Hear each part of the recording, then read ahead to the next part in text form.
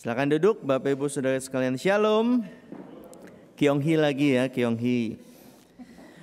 Bapak Ibu Saudara sekalian, apakah tindakan selalu menunjukkan identitas seseorang?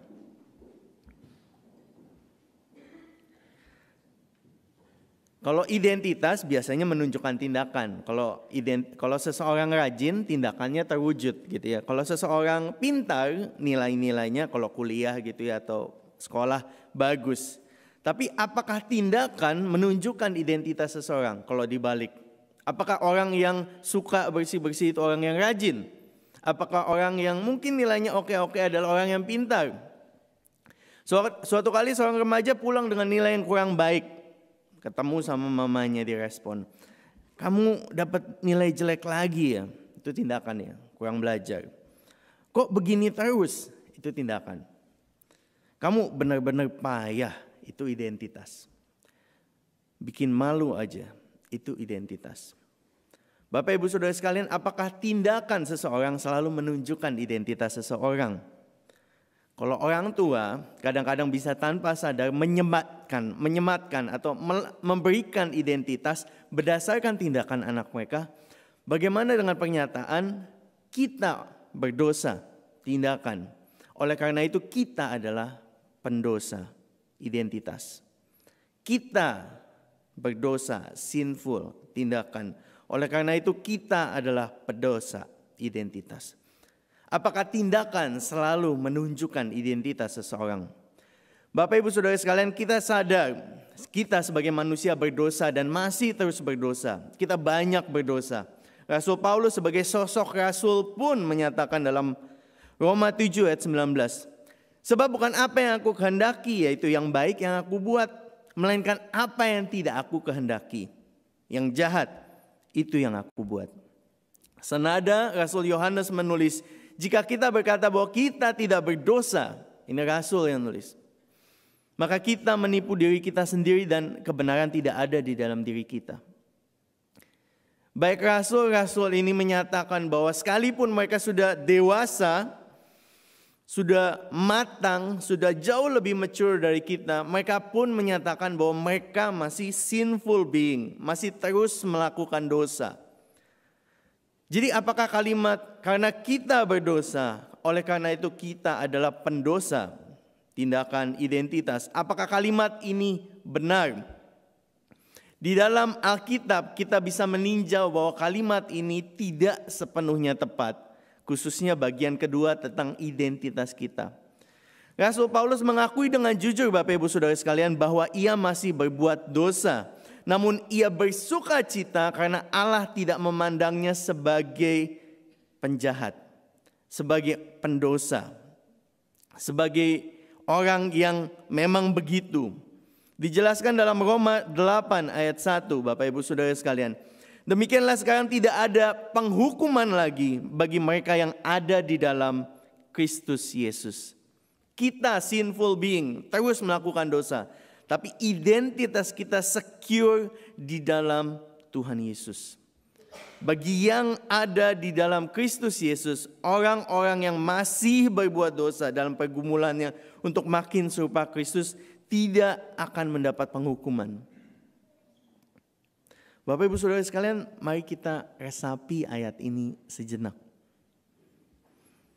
Sekarang tidak ada penghukuman lagi bagi kita yang ada di dalam Yesus. Slow down, cerna ayat ini. Saya mau tanya Bapak Ibu Saudara sekalian, apa yang Bapak Ibu rasakan waktu baca ayat ini? Sekarang tidak ada penghukuman lagi bagi kita yang di dalam Yesus. Buat saya Bapak Ibu Saudara sekalian, ini ayat yang sangat melegakan. Dan saya bersuka sebab kabar baik, berita Injil menyatakan bahwa bagi orang percaya yang masih terus bikin dosa, yang masih terus bergumul dalam dosa, kita punya identitas yang tidak didasarkan oleh perilaku kita, tetapi perilaku Tuhan Yesus, karya Yesus di kayu salib. Dan itu yang define kita, itu yang mendefinisikan kita. Inilah identitas kita Bapak Ibu Saudara sekalian. Orang-orang kudus yang masih berdosa, tapi kudus, statusnya kudus di dalam iman kita kepada Tuhan Yesus. Jika kita adalah orang-orang kudus yang masih berjuang dalam dosa, hidup seperti apa yang kita perlu jalani? Minggu lalu kita sudah menyimak visi yang hendak kita capai. Pendeta Joni bilang kalau kita bagaikan kapal, mau kemana gereja kita tahun 2025? Visi kita Bapak Ibu Saudara sekalian, tahun 2025 membangun gereja yang sehat. Terdiri dari pemimpin yang sehat, kelompok hidup yang sehat, dan murid Kristus yang dewasa untuk melipat gandakan murid lewat penginjilan. Bapak Ibu Saudara sekalian, ini visi kita, ini tujuan kita tahun 2025. Minggu ini kita akan mengulas tentang tujuan ini lewat bagaimana kita mengerjakannya. Lewat siapa kita dan bagaimana kita mencapai visi tersebut. Siapa kita dan bagaimana kita? Visi IPC Bapak Ibu Saudara sekalian. To be a community of Jesus disciples being transformed in Christ likeness, impacting the world with the love of Christ and multiplying through discipleship by the power of the Spirit for the glory of God. Panjang ya Bapak Ibu Saudara sekalian. Habis khotbah harus sudah hafal. Bapak Ibu Saudara sekalian, kalau kita mau ringkas kalimat ini, siapa kita dan bagaimana kita bisa mencapai visi di 2025 Bapak Ibu Saudara sekalian, kita bisa jadikan 4 poin utama. Kita adalah murid Kristus, murid Yesus yang diubahkan terus-menerus agar makin serupa Kristus. Untuk apa? Untuk berdampak bagi dunia. Bukan hanya buat kita, tapi untuk dunia. Untuk berdampak, untuk mengasihi dunia, untuk membagikan kasih yang sudah kita terima dari Kristus kepada dunia. Dan sambil berdampak bagi dunia, kita melipat gandakan murid. Kita menjadikan Kristus mini, pengikut-pengikut Kristus makin lama makin banyak lewat hidup kita. Dan kita akan bahas hal ini Bapak Ibu Saudara sekalian satu persatu. Yang pertama adalah tentang murid Kristus. Bapak Ibu Saudara sekalian, percaya kepada Tuhan bukan seperti beli tiket bioskop. Kalau nonton bioskop, kita sudah beli tiket, terus karena ada satu dan lain hal kita nggak jadi nonton, ya paling rugi tiket. Tapi kita nggak harus nonton, walaupun kita sudah beli tiketnya. Tapi ketika kita mengerti karya Kristus yang menebus dan menerima dan berkorban buat kita di kayu salib bagi dosa-dosa kita, pemuridan menjadi murid Yesus ketika kita percaya adalah suatu keniscayaan, sesuatu yang tidak bisa dihindari. Beriman itu bukan seperti beli tiket nonton bioskop. Beriman itu lebih seperti masuk jalan tol. Kalau kita masuk jalan tol di sini Bapak Ibu sudah lewat gerbangnya, e-tag-nya bunyi pip begitu ya. Kita nggak bisa bilang, saya mau mundur lah. Ketabrak Bapak Ibu Saudara sekalian. Kita harus terus maju. Begitu masuk gerbang tol kita harus terus maju. Dan demikian lagu yang kita semua kenal. I have decided to follow Jesus. No turning back, no turning back. Udah ikut Tuhan Yesus nggak bakal bisa balik. Nggak mau balik lagi. Bait kedua berbunyi, though I may wander, I still will follow. Walaupun mungkin kita nyimpang dikit, meleset dikit, I still will follow. Aku tetap mau ikut Tuhan Yesus lagi. Dan bait keempat dari lagu ini bilang, though none go with me, still I will follow. Walaupun gak ada yang barengin aku, gak ada yang nemenin aku. Walaupun ketika kita ikut Tuhan Yesus, kita berasa orang-orang yang dekat dengan kita meninggalkan kita, still I will follow. No turning back, no turning back. Tetap ikut Tuhan Yesus walaupun tidak ada yang nemenin. Bapak Ibu Saudara sekalian, menjadi murid Yesus ketika kita percaya adalah suatu keniscayaan. Sesuatu yang tidak bisa dipilih. Saya mau jadi orang Kristen tapi gak mau jadi murid Tuhan. Saya mau beriman sama Tuhan Yesus tapi gak mau diubahkan. Gak ada pilihan itu. Ketika kita bilang kita percaya sama Tuhan Yesus, secara otomatis kita masuk dalam proses menjadi murid. Proses mengikut Tuhan Yesus. Dalam Lukas 9 ayat 23 dikatakan, setiap orang yang mau mengikut aku harus menyangkal dirinya, memikul salibnya, mengikut aku setiap hari. Harus. Tuhan Yesus nggak bilang, ya bolehlah sehari, terus sehari on, sehari off. Tuhan Yesus bilang, kalau mau ikut aku, harus sangkal diri, pikul salib, mengikut aku. Jadi Bapak Ibu Saudara sekalian, jangan bilang kita adalah murid Kristus kalau kita tidak memiliki hasrat buat Kristus. Lihat Alkitab males, doa nggak selera, bukan murid Kristus. Jenuh, males, nggak tertarik lihat Kristus, lihat Alkitab. Jangan bilang kita murid Kristus kalau kita sengaja memberontak terhadap firman Tuhan. Jangan bilang kita murid Kristus kalau kita hanya memanfaatkan kematiannya demi membenarkan gaya hidup kita yang terus-menerus berdosa. Gak apa-apa berdosa, minta maaf, nanti kan Tuhan ampunin. Jadi Tuhan jadi kayak band-aid gitu, kayak plaster. Kita luka cari Tuhan, luka cari Tuhan, dosa cari Tuhan. Jangan bilang kita adalah murid Kristus kalau yang kita ikutin adalah dunia, bukan Kristus. Bapak Ibu Saudara sekalian, jika ide di kepala kita, asal saya datang ke gereja, maka saya selamat. Kalau kehidupan doamu hanya terjadi ketika hidupmu sulit, waktu susah baru cari Tuhan, hati-hati Bapak Ibu Saudara sekalian. Sebab hidup yang demikian bukan tentang Kristus, tapi tentang apa yang Kristus bisa buat saya. Fokusnya di saya. Hidup yang demikian bukan ciri-ciri murid Kristus. Dietrich Bonhoeffer dalam bukunya menulis demikian. Anugerah murahan, saya terjemahkan langsung. Anugerah murahan adalah anugerah yang kita berikan kepada diri kita sendiri. Anugerah murahan itu ketika kita mengkhotbahkan pengampunan, tapi nggak perlu pertobatan, nggak perlu meninggalkan apa yang kita lakukan. Baptisan, tapi kalau kita melenceng tidak ada disiplin gereja. Perjamuan kudus, perjamuan terakhir, tapi ketika kita ikut, kita tidak datang dengan confession, dengan pengakuan dosa, dengan pengakuan akan keberdosaan kita. Anugerah yang murahan itu adalah anugerah tanpa pemuridan, anugerah tanpa salib, anugerah tanpa Kristus yang hidup dan menjadi manusia. Ini anugerah murahan, dan ini bukan anugerah dari Tuhan. Bagi setiap orang yang sudah percaya kepada Kristus, secara otomatis mereka masuk dalam proses menjadi murid. Proses disucikan. Kita berada dalam proses yang ini membawa kita pada poin yang kedua.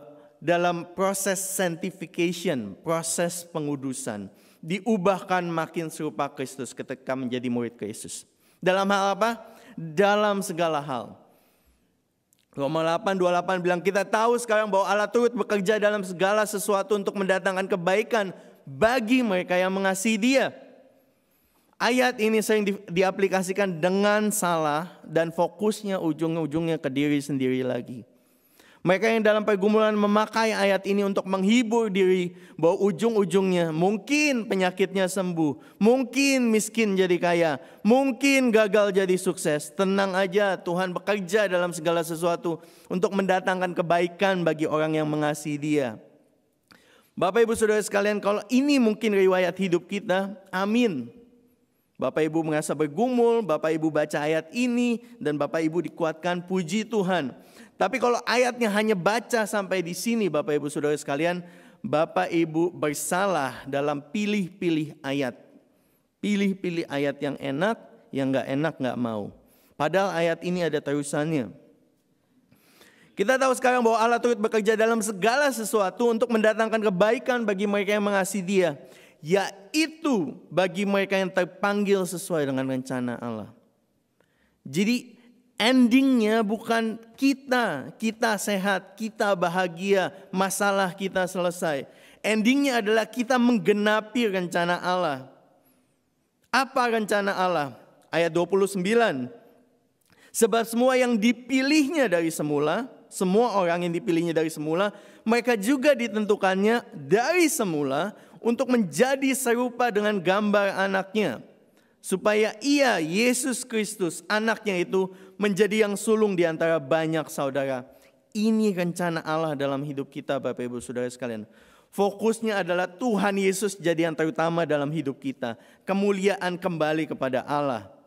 Jadi proses pemuridan yang kita lalui waktu kita sakit, waktu kita bergumul dengan keuangan, bergumul dengan keluarga, galau tentang masa depan, gelisah dalam penantian. Semua itu happy endingnya bukan masalahnya selesai.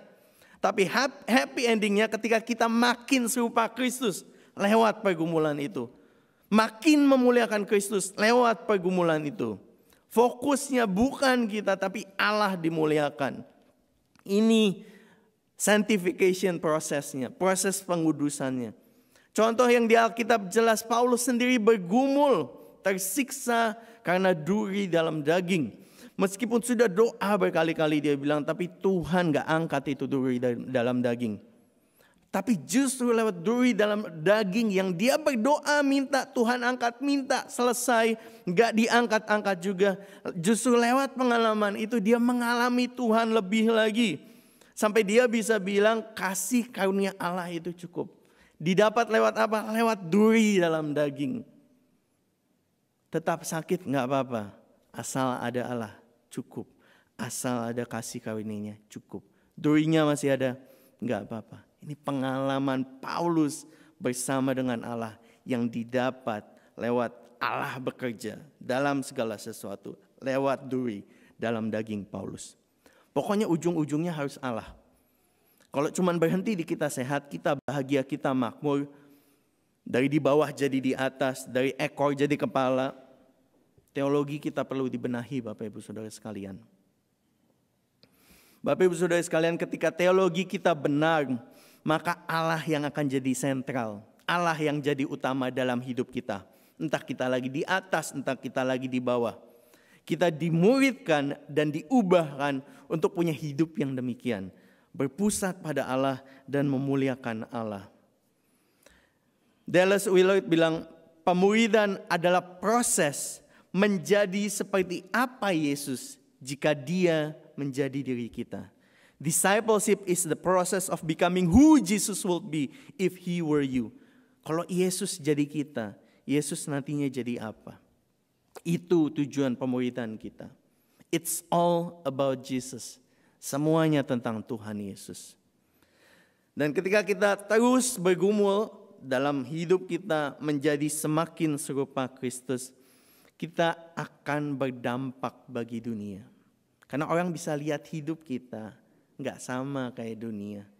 Kok bisa susah tapi tetap bahagia. Kok bisa ditekan tapi tetap sabar. Kok bisa dikhianati tapi mengampuni. Kita berdampak bagi dunia. Setidaknya bagi orang yang lihat hidup kita. Teman-teman kita. Salah satu karakter yang dihasilkan dari pemuridan kita, proses kita menjadi murid Kristus, adalah kita menjadi seperti Kristus yang rendah hati, humble, humility. Itu tanah yang subur untuk dapat menumbuhkan kasih bagi dunia. Karena mengasihi dunia itu sulit, bukan main Bapak Ibu Saudara sekalian. Enggak usah dunia, kita mengasihi orang di sekitar kita saja kadang-kadang sulit. True humility is not thinking less of yourself. It is thinking of yourself less. Kerendahan hati yang sejati bukan mikirin diri kita lebih rendah dari yang sesungguhnya, tapi kurang memikirkan diri. Dan saya pikir ini sangat relevan bagi dunia korporat. Kalau kita di tempat kerja, kita harus bisa jual diri, bukan? Apalagi kalau kita mau masuknya interview. Kamu bisa nggak ini, itu? Kita harus pede sama diri kita. Kita harus jual diri kita. Kalau kita bisa, ya kita bilang kita bisa. Kerendahan hati itu bukan kita bisanya 9 dan kita bilangnya enggak lah, saya cuma bisa 4. Gitu. Kadang-kadang kita begitu ya. Enggak lah, biasa aja gitu. Kalau memang kita nilainya 9, ya udah emang nilainya 9. Cuman kerendahan hatian bikin kita nggak melulu mikirin nilai kita yang 9, tapi kita mikirin orang lain. Kita nggak melulu mikirin saya 9, saya lebih hebat dari teman-teman saya kompeten. Enggak, tapi kerendahan hati bikin kita lebih mikirin orang lain. Lebih mikir Tuhan Yesus daripada diri kita sendiri. Ada yang mungkin heran, saya juga bergumul, bagaimana kuncinya bisa mengasihi orang lain sampai berkorban. Kalau keluarga oke lah. Tapi ketika makin lebar lagi social circle-nya, gimana bisa ngidupin firman Tuhan mengasihi dunia sampai berkorban? Bapak Ibu Saudara sekalian, ketika kita mengasihi orang lain sampai berkorban, kita tidak sedang merendahkan diri atau kurang menghargai diri. Tapi kita lebih memikirkan Yesus dan orang lain. Waktu kita lihat Tuhan Yesus sendiri yang bilang, sangkal diri, pikul salib, ikut aku. Dan kita tidak menyangkal diri dengan kekuatan kita sendiri. Kalau terserah kita ya, kita maunya nggak menyangkal diri, kita sangkal orang lain gitu ya. Kalau buat kita ya kita nggak mau pikul salib, kita suruh orang pikul salib, kita enak sendiri biar jalannya enteng. Tapi dengan datang dan minta pertolongan pada Tuhan, Tuhan akan mampukan kita untuk menyangkal diri, memikul salib. Dan saat kita menyerahkan hidup kita, ketimbang mengutamakan diri, kita berada dalam posisi rela mengasihi orang lain sekalipun harus berkorban. Waktu kita mengasihi sampai berkorban, waktu kita bisa kasih jubah kita pada orang yang menginginkan baju kita, kita mau berjalan 2 mil bagi orang yang memaksa kita berjalan 1 mil. Kita memberi kepada mereka yang meminta dan tidak menolak kepada mereka yang mau meminjam. Ketika kita mengasihi musuh dan berdoa bagi penganiaya kita, maka kita sedang menjadi anak-anak Bapa di surga. Yang juga gak pilih-pilih, kasih matahari buat orang jahat, orang baik, kasih hujan buat semuanya. Soalnya kalau kita cuma mengasihi yang mengasihi kita, memberi sama orang yang memberi sama kita, memberi salam kepada orang yang nyalemin kita, orang gak beriman juga gitu Bapak Ibu Saudara sekalian. Gak ada lebihnya. Gak ada dampaknya bagi dunia. Karena itu di Matius 5, tadi saya baca sebenarnya dalam bahasa saya. Di Matius 5 ayat 46 sampai 48 dibilang, haruslah kamu sempurna dalam mengasihi, sama seperti Bapamu yang di surga adalah sempurna. Pertanyaannya muncul lagi, bagaimana bisa mengasihi dengan sempurna? Berangkat dari humility, berangkat dari kerendahan hati, menyerahkan diri kepada Tuhan. Di kalangan anak muda ada istilah yang namanya fear of missing out, Bapak Ibu Saudara sekalian. Takut ketinggalan, biar tetap relevan, nggak ketinggalan tren. Tapi sebenarnya bukan anak muda aja, kita juga segala usia bisa kena. Bagaimana wujudnya? Ikut beli barang branded, keluaran terbaru yang lagi hype. Ikut ngantri di restoran yang lagi populer. Ikut nonton film yang lagi digandrungi. Ikut challenge TikTok, itu kalau anak muda ya. Biar gak tinggalan. Memang gak boleh punya HP baru. Emang gak boleh nyicipin restoran terkenal. Emang gak boleh ikut nimbrung waktu kolik bilang, itu film baru bagus biar kita bisa nyambung. Emang gak boleh? Boleh Bapak Ibu Saudara sekalian kalau mampu. Tapi utamanya bukan supaya kita gak ketinggalan. Tapi supaya kita bisa menyatakan kasih. Nah, ini yang paling relevan, tindakan kasih berdampak bagi dunia. Kalau kita cuma motivasinya FOMO aja, kita cuma berhenti di situ aja. Berdampaknya cuma orang lain punya handphone baru, kita juga punya handphone baru. Orang lain ngerti ini apalah misalnya investasi yang paling bagus, kita juga udah update, kita ngerti. Cuma berhenti di situ saja. Tapi kita nggak berdampak sampai kita punya kasih. 1 Korintus 13 ayat 8 sampai 10 bilang, kasih tidak berkesudahan, nubuat bisa berakhir, bahasa roh akan berhenti, pengetahuan akan lenyap. Pengetahuan tentang segala sesuatu ya. Sebab pengetahuan kita tidak lengkap, nubuat kita tidak sempurna, tetapi jika yang sempurna yaitu Tuhan Yesus datang, maka segala yang tidak sempurna akan lenyap, yang tinggal hanya kasih. Dan kasih yang akan tetap relevan Bapak Ibu Saudara sekalian. Bapak Ibu punya handphone setahun 2 tahun lewat, punya ikut tren setahun 2 tahun lewat, gak lagi relevan. Tapi kalau Bapak Ibu punya kasih yang berkorban, Bapak Ibu akan terus dapat berdampak bagi dunia. Bapak Ibu Saudara sekalian, kita perlu mengerti betul, saya pikir, bahwa ketika kita mencoba relevan, supaya tujuannya bukan supaya aku lagi, nanti aku ketinggalan, aku dianggap kuno, aku dianggap gak update. Tujuannya supaya ketika kita berselancar di gelombang update itu, tujuannya itu mengabarkan kabar baik tentang kerajaan Allah lewat Tuhan Yesus. Paulus bilang, demikianlah bagi orang Yahudi aku menjadi seperti orang Yahudi supaya memenangkan orang Yahudi. Bagi orang yang hidup di bawah hukum Taurat aku menjadi seperti orang yang hidup di bawah hukum Taurat. Sekalipun aku sendiri tidak hidup di bawah hukum Taurat, supaya aku dapat memenangkan mereka yang hidup di bawah hukum Taurat. Paulus mengerjakan semua itu, jadi orang Yahudi, jadi yang di bawah hukum Taurat, bukan supaya update, tapi supaya dapat membagikan Injil dan memenangkan jiwa. Batasannya apa? Kalau trennya sudah bertentangan sama firman Tuhan, ya berarti sudah kelewatan. Tapi kalau belum dan mampu, monggo. Tujuannya supaya bisa connect dan membagikan kasih. Dan yang keempat, poinnya adalah kita sambil berdampak bagi dunia lewat kasih, kita melipat gandakan murid dengan anugerahnya. 2 Timotius 2 bilang, apa yang telah engkau dengar daripadaku di depan banyak saksi, percayakanlah itu kepada orang-orang yang dapat dipercayai, yang juga cakap mengajar orang lain. Perhatikan Bapak Ibu Saudara sekalian, Paulus menulis ayat ini bagi Timotius yang ia muridkan, yang ia bimbing, jadi mentor. Dan perhatikan garis-garis yang saya garis bawahi. Ada banyak saksi, orang yang dapat dipercaya, yang cakap mengajar orang lain. Jadi arahan Paulus di sini menunjukkan bahwa Timotius juga akan memuridkan, sama seperti Paulus sudah memuridkan Timotius.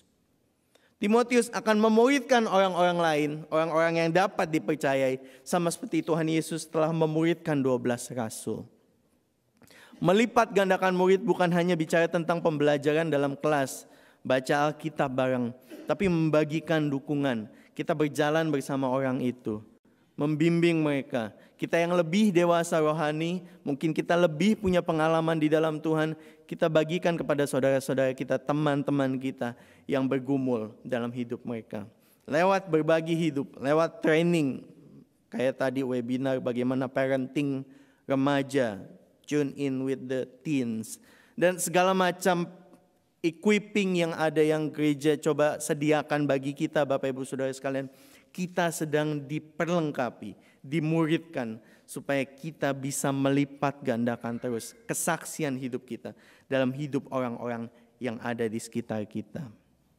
Jadi jemaat IPC, siapa kita? Bagaimana kita bisa sampai 2025 visi IPC?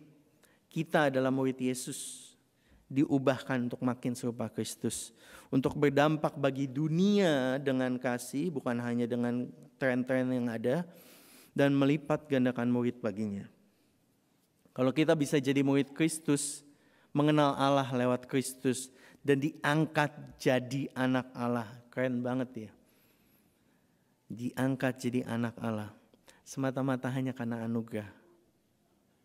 Diangkat jadi anaknya presiden aja, udah bangga diangkat jadi anaknya siapa? Raja Arab Saudi gitu ya. Wah bangga bukan main. Apalagi diangkat jadi anak Allah. 2 Korintus 5 ayat 21 bilang, ini ayat Injil terbaik yang menyatakan kebenaran tentang pengangkatan kita, adopsi kita. Dia yang tidak mengenal dosa telah dibuat Allah Bapa, Kristus yang tidak mengenal dosa telah dibuat Allah Bapa menjadi dosa karena kita, supaya di dalam Kristus kita dibenarkan oleh Allah. Apa yang dimaksud dibuat jadi dosa? Yesus tidak berdosa.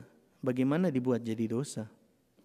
Pengertiannya hanya satu, yaitu bahwa Allah memperlakukan Kristus seolah-olah ia telah melakukan segala dosa yang telah dilakukan setiap orang percaya. Saya ulang, Allah memperlakukan Kristus seolah-olah ia telah melakukan segala dosa yang sudah kita buat. Semua orang percaya di segala tempat, meskipun tak satu pun ia buat. Ketika tergantung di kayu salib, Kristus sepenuhnya tidak bercela, sepenuhnya kudus, sempurna. Ia adalah anak domba Allah yang tidak bercacat. Ia adalah Allah yang kudus. Tapi Bapa memperlakukan Kristus seolah-olah ia telah menghidupi hidup kita. Allah Bapa menghukum Tuhan Yesus atas dosa-dosa kita, lalu berpaling kepada kita dan memperlakukan kita seolah-olah kita telah menghidupi hidup Kristus. Doktrin ini namanya doktrin substitusi. Kita yang dibasuh darahnya menjadi sepenuhnya benar tanpa dosa. Ketika Allah lihat salib, Ia lihat kita. Dan ketika Allah lihat kita, Ia lihat Kristus. Ini yang bikin kita diangkat jadi anak Allah.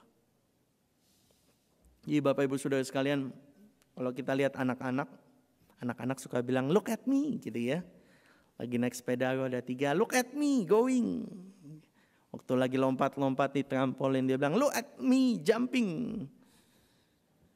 Waktu lagi main ayunan, look at me swinging. Wajar kalau anak-anak melakukan hal itu. Namun banyak orang dewasa menghabiskan waktu mereka dengan mengatakan hal yang sama. Lihat aku mengendarai mobil ini. Lihat penghasilanku. Lihat penampilanku. Lihat ototku. Lihat kata-kataku yang besar. Lihat aku. Bersyukurnya Bapak Ibu Saudara sekalian, jemaat IPC enggak gitu. Kita diciptakan untuk menjalani hidup yang berbeda. Hidup yang bilang, lihat Tuhan. Bukan lihat aku, lihat Tuhan.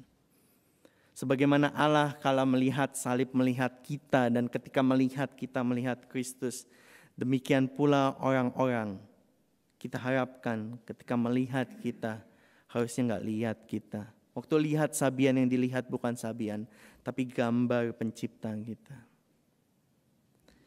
Saya harap kita yang mendengar firman hari ini Bapak Ibu Saudara sekalian, kita bisa mungkin tertegur, diteguhkan. Dan kita yang menyimpang bisa balik ke jalan yang benar bersama-sama sebagai tubuh Kristus. Yang saling mengingatkan, saling menopang untuk terus hidup bagi Allah. Dan mengasihi dunia, berdampak bagi dunia lewat kasih. Sambil kita melipat gandakan pengaruh kita. Melipat gandakan murid bagi Kristus. Tentunya dengan anugerah dan pertolongan Roh Kudus. Mari kita tutup dengan ayat yang dari 1 Yohanes 3 ayat 1-3. Kita baca bareng ya Bapak Ibu Saudara sekalian. Ketahuilah betapa luar biasanya kasih Bapa kepada kita, sehingga kita disebut anak-anak Allah. Orang-orang duniawi tidak dapat memahami kedudukan kita sebagai anak-anak Allah, karena mereka tidak mengenal Kristus. Kita tahu bahwa waktu Kristus datang kembali, kita akan menjadi sama seperti Dia. Karena kita akan melihat Dia dalam keadaan yang sebenarnya. Setiap orang yang mempunyai pengharapan akan menjaga kesucian hidupnya dengan kesadaran bahwa Kristus adalah kudus. Kita bersyukur akan kasih Allah. Kita tahu nanti kita akan diubahkan sempurna seperti Kristus sempurna. Tapi sebelum waktu itu tiba, mari kita menjaga kesucian hidup kita. Karena Kristus adalah kudus. Amin. Mari kita berdoa.